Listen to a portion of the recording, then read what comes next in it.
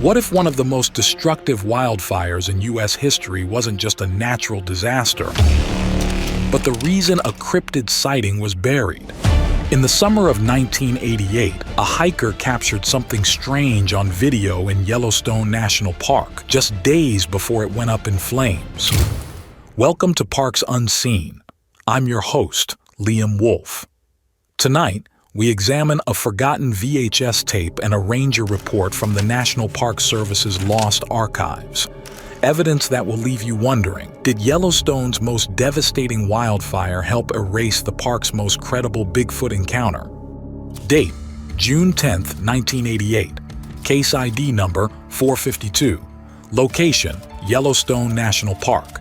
Time: 1 p.m. Reporting officer: Ranger R. Buckley. Incident report summary. A hiker descending Mount Washburn encountered a large ape-like creature and followed it into the forest. Details of the encounter. At approximately 10 a.m., I was on patrol near the Washburn Spur trailhead when I was flagged down by a lone hiker, mid-30s. He was out of breath, carrying his pack in one hand and a camcorder in the other. He had seen something strange in the woods and managed to capture it on film. He thought it might be a new species within the park. He told me he had started up the Dunraven Pass Trail around 6 a.m., hoping to catch early light from the summit of Mount Washburn. He reached the peak at 8:30 and spent about 45 minutes there taking photographs. On his way back down the mountain, he noticed movement off to his left, something descending a rocky slope at immense speed. At first, he assumed it was another hiker taking a risky shortcut, but the path it followed, quote, didn't make sense.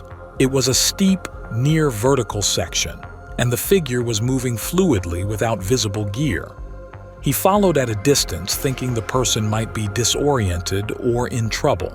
The fog hadn't lifted yet, and he couldn't make out many details, just that the figure was tall and broad, moving fast on two legs, leaping and climbing over terrain with ease.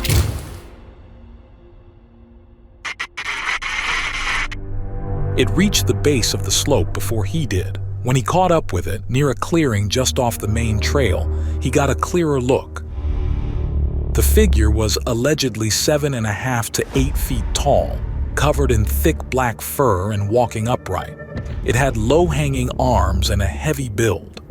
The hiker dropped his pack and pulled out his camcorder. Since he was struggling to keep up, he decided to leave his gear behind until he could get some video evidence of what he had seen. He followed the figure into the woods, heading northeast toward the Yellowstone River. About 60 yards off-trail, it disappeared briefly through the brush, then reappeared in a clearing.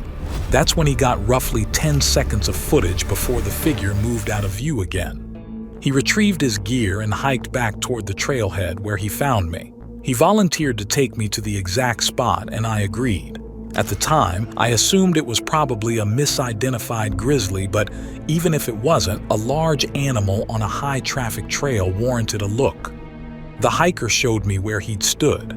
I circled the perimeter and found tracks, large enough to be a bear's at first glance, but the shape was off, elongated from heel to toe, more like a human footprint. I measured one at roughly 16.5 inches. The stride was wide and consistent. Whatever made those tracks had been walking upright, and based on spacing and depth, I believe the hiker was correct in estimating it was at least 7 feet tall. We started following the tracks northeast when all of a sudden, a full herd of elk, 24 at least, burst through the trees behind us at a full stampede. I pulled the hiker behind a downed tree as they passed. Once they cleared out, we checked the ground. The tracks were partially destroyed, but the trail continued faintly on the far side. We got another 40 yards down the trail when the forest erupted again. A flock of birds rose from the canopy all at once, flying off in the same direction as the elk. That's when I saw it. Through a break in the trees, 3 or 4 seconds at most. A hulking creature standing upright, much of its body covered in matted dark fur. It moved toward a ridge and paused near the edge. Then I heard a beep behind me, the hiker turning his camera back on. The sound must have given us away. The creature howled in our direction, and just as I drew my sidearm, it leapt off the ridge. We ran to the edge and looked down. The drop was steep, at least 30 feet.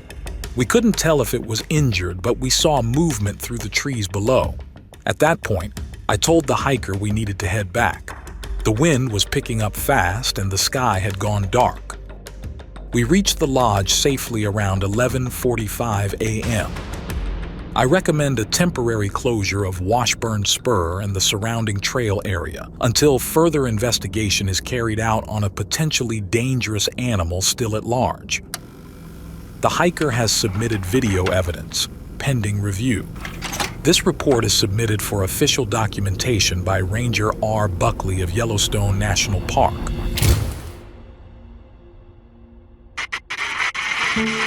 When I first read this report, I was struck by the pattern. Not just the sighting itself, but the behavior of the surrounding wildlife. A stampede, flocks of birds fleeing all at once. This creature, like the others, seemed to be running too. But what was it running from? We hoped the footage might offer some answers. But when we reviewed the materials from our anonymous source, the tape wasn't in the case file. So we kept looking, combing through old NPS documents and hours of footage on unmarked cassettes. Eventually, we found it. A single cassette marked only with number 452, Ranger Buckley's case ID number. And this is what it contained.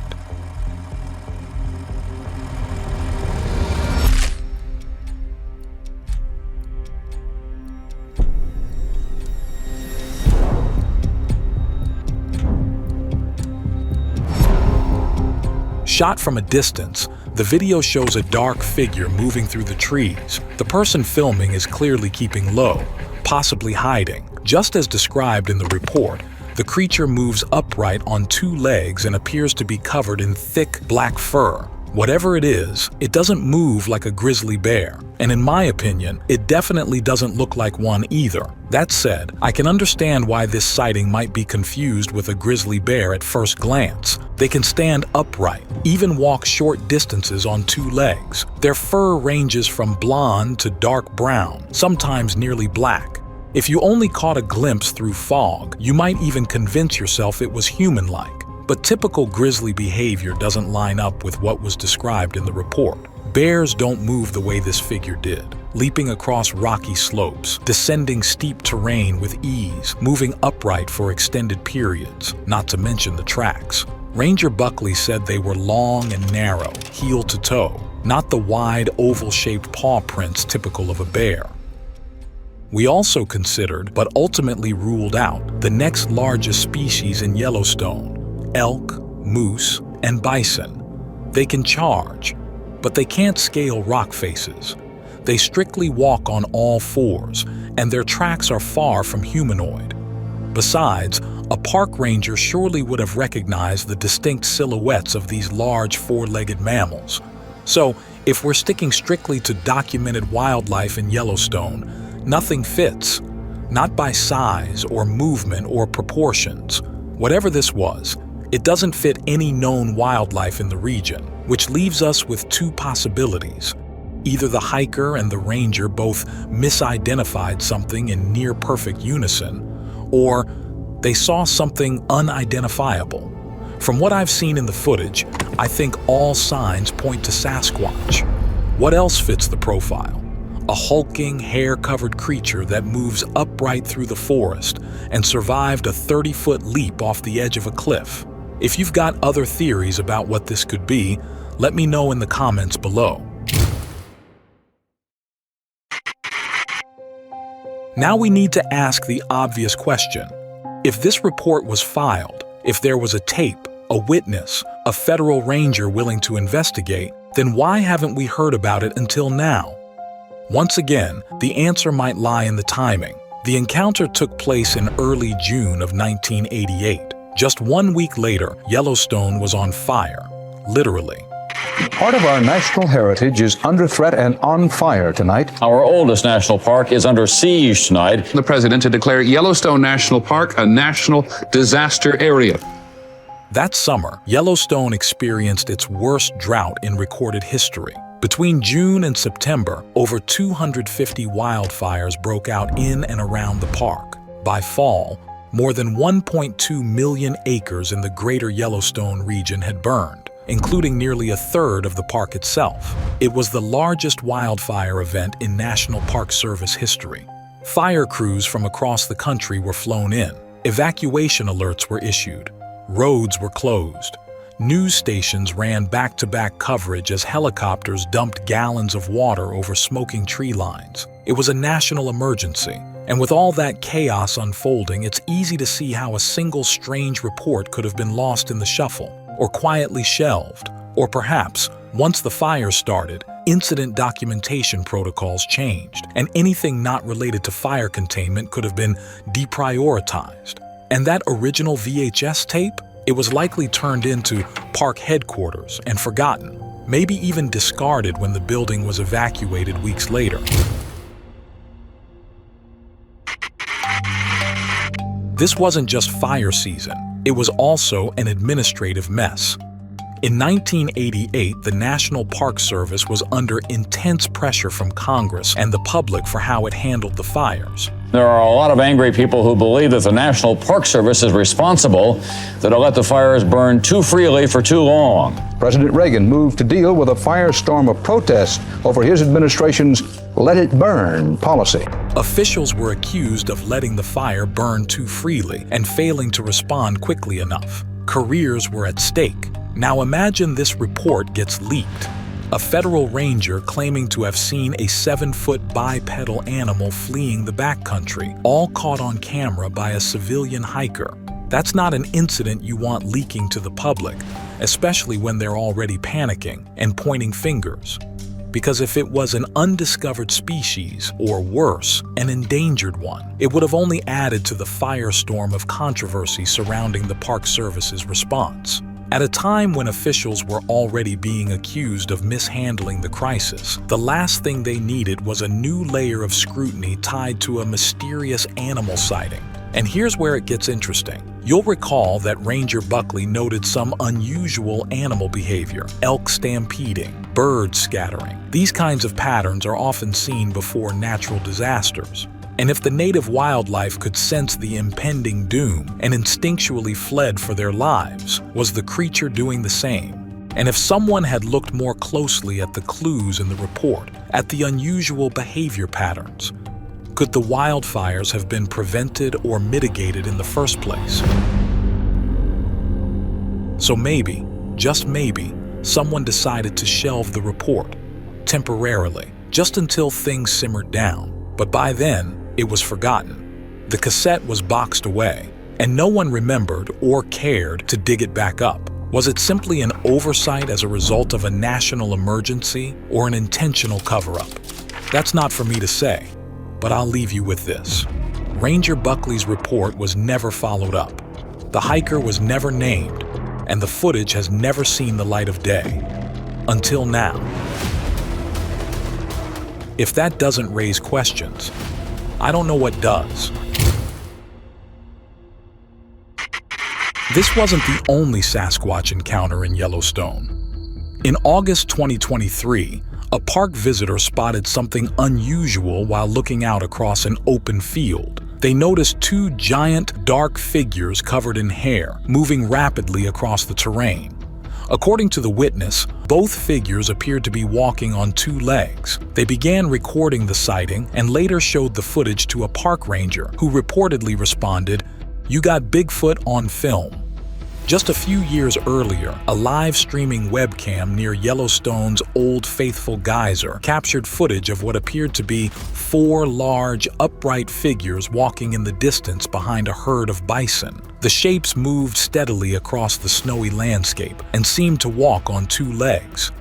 Though some claimed they were just people hiking through the park, others argued the figures were too large and questioned why they'd risk walking so close to a bison herd in freezing temperatures. And if you've seen our episode on the Mount Sheridan encounter, you'll remember this one. In 1986, A U.S. Fish and Wildlife research team was investigating an odd string of deer fatalities when they had a face-to-face encounter with a massive, upright creature near a ravine cave. They fled the scene in a panic, but not before their trail cameras captured several photos.